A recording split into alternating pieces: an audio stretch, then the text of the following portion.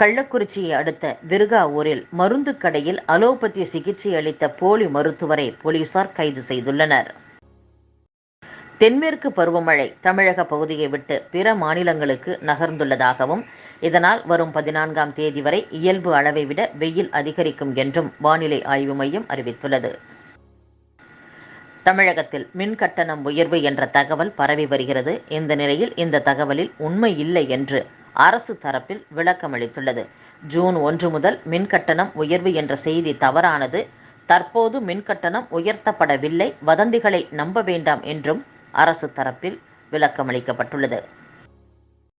திருச்சி பன்னாட்டு விமான நிலையத்தின் புதிய முனையம் ஜூன் 11ஆம் தேதி முதல் பயன்பாட்டிற்கு கொண்டுவரப்பட உள்ளது.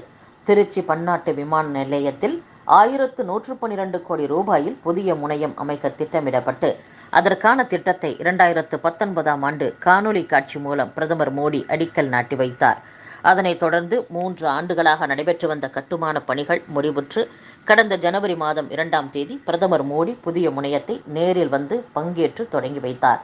விமான நிலையம் திறக்கப்பட்டாலும் மேலும் நடைபெற வேண்டிய தொழில்நுட்ப மேம்பாட்டு பணிகள் இதுவரை நடைபெற்று வந்தது. அனைத்து பணிகளும் நிறைவடைந்திருப்பதை தொடர்ந்து புதிய முனையத்தில் விமான போக்குவரத்து ஜூன் 11ஆம் தேதி முதல் தொடங்கப்படும் என்று திருச்சி விமான நிலைய இயக்குனர் சுப்பிரமணி தெரிவித்துள்ளார். வடமாநில தொழிலாளர்கள் தமிழகத்திற்கு அதிகமாக வர காரணம் அங்கு கல்வித்தரம் சரியாக இல்லாததே என்றும், அவர்களுக்கு சுயமரியாதை, பகுத்தறிவு, பெண் விடுதலையை பற்றி சொல்லிக் கொடுக்க வேண்டும். அப்படி செய்தால் வட மாநிலங்களில் நடக்கும் கொடுமைகள் தடுக்கப்படும். தமிழகத்தில் பாமர மக்கள் மத்தியில் கொண்டு சேர்த்தது போல வட மாநிலங்களிலும் திராவிட சித்தாந்தத்தை கொண்டு சேர்க்க வேண்டும். அப்படி செய்தால் அங்கும் திராவிட மாடல் வளர்ந்து உயர்ந்தவன் தாழ்ந்தவன் என்ற எண்ணம் வராது. அஸ்ஸாம், மேற்கு வங்கம், பீகார் உள்ளிட்ட வட மாநிலங்களுக்கு திராவிட மாடலை கொண்டு சேர்க்கும் கருவியாக நான் இருப்பேன் என்றும் நடிகர் சத்யராஜ் தெரிவித்துள்ளார்.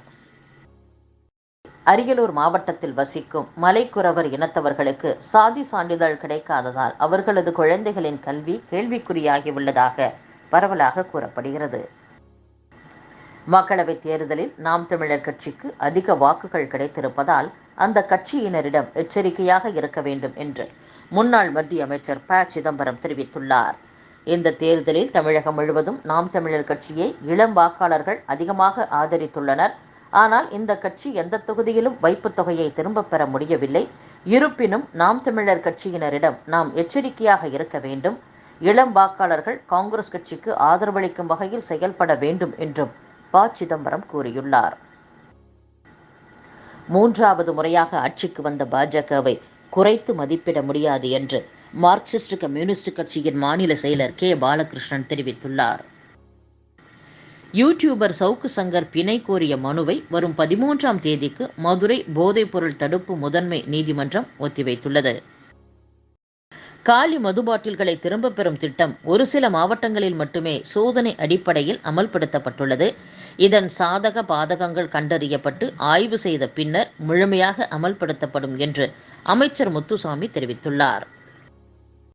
இந்தியாவில் 2030ஆம் ஆண்டிற்குள் காற்றாலை மூலம் 5000 ஜிகாவாட் மின் உற்பத்தி செய்ய இலக்கு நிர்ணயிக்கப்பட்டுள்ளதாக தேசிய காற்றாலைகள் நிறுவன முன்னாள் பொது இயக்குனர் கோமதி நாயகம் தெரிவித்துள்ளார். மெத்தேலோ பாக்டீரியாவை பயன்படுத்துவதன் மூலம் பழங்கள், காய்கள் மற்றும் விதைகளின் தரம் அதிகரிக்கும் என்று தமிழக வேளாண் துறை தெரிவித்துள்ளது. திருப்பதி காட்பாடி இடையே இயங்கும் மேமு ரயில் ஜூன் 11ஆம் தேதி முதல் ஜூன் 30ஆம் தேதி வரை முழுமையாக ரத்து செய்யப்பட உள்ளதாக தெற்கு ரயில்வே தரப்பில் தெரிவிக்கப்பட்டுள்ளது.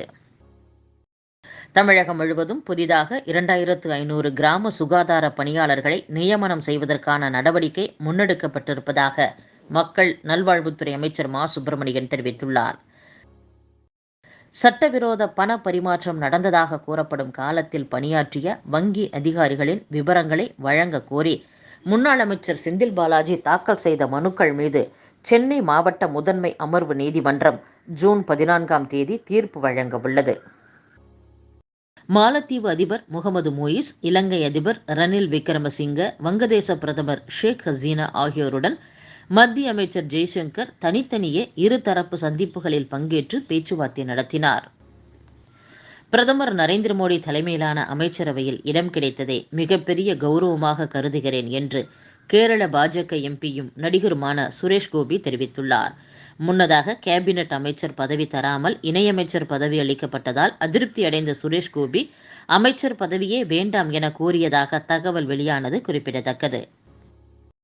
தீவிரவாத குற்றச்சாட்டில் சிறையில் அடைக்கப்பட்டுள்ள ஷேக் அப்துல்லா ரஷீத் எம்பி பதவியேற்பு நிகழ்ச்சிக்கு செல்வதற்கு தாக்கல் செய்த இடைக்கால ஜாமீன் மனு மீதான விசாரணையை ஜூன் 18ஆம் தேதிக்கு டெல்லி நீதிமன்றம் ஒத்திவைத்துள்ளது. ஜம்மு காஷ்மீரில் தீவிரவாதத்திற்கு நிதி திரட்டிய குற்றச்சாட்டில் கைது செய்யப்பட்டவர் ஷேக் அப்துல் ரஷீத். பஞ்சாபின் இந்தியா பாகிஸ்தான் சர்வதேச எல்லை அருகே ஆளில்லா விமானம் மற்றும் அதனுடன் கட்டப்பட்டிருந்த போதைப் பொருள் மீட்கப்பட்டுள்ளதாக எல்லை பாதுகாப்பு படையினர் தெரிவித்துள்ளனர்.